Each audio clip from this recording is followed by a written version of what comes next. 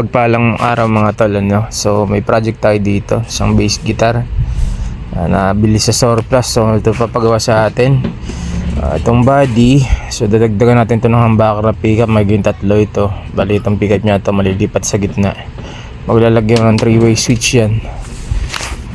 Pare-paint na rin, ano? So ayan, ang pinaka issue talaga dito is yung neck nya. Yung neck nya grabe, nag-twist na bago nag-warp. So ayan, kung titignan natin dito, grabe na.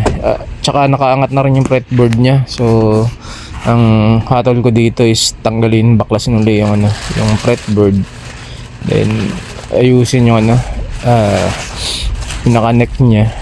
Kailangan isanding natin para dumiretso ulit, Tsaka bebend natin tong neck na to mamaya. So una, baklasin natin tong kanyang fretboard. So pagbaklasin ng fretboard mga idol, una pinainitan mo natin to ng heat gun. So kasi limitado lang yung mga materials ko dito mga idol, kasi pinakausap na sa akin to. So probinsya tayo mga idol, So ito lang mga available, merong cooler siya, tapos yung heat gun sabi ko meron siya. So ayan, inipisa na natin yan, hinit gun natin paunti-unti. Iningatan natin yung pinaka gilid nung neck na pinaglalapatan ng fret na mapersa nitong ruler, So unti-unti natin, step by step procedure hanggang pa baba siya.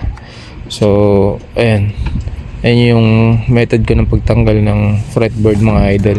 So ayan mga idol, marami nating inuunti-unti mga idol, para matanggal tong fret, kada init, kada buka. So talagang unti-unti lang kasi matanggal yung mga idol, So pag natanggal natin yung mga idol, script natin yung mga pandikit na yan. Pagtapos i-steam natin yan para ituwid yung kahoy mga idol. Dito sa bandang pang 12 fret medyo nahirapan ako mga idol, parang naging elastic yung yung pandikit.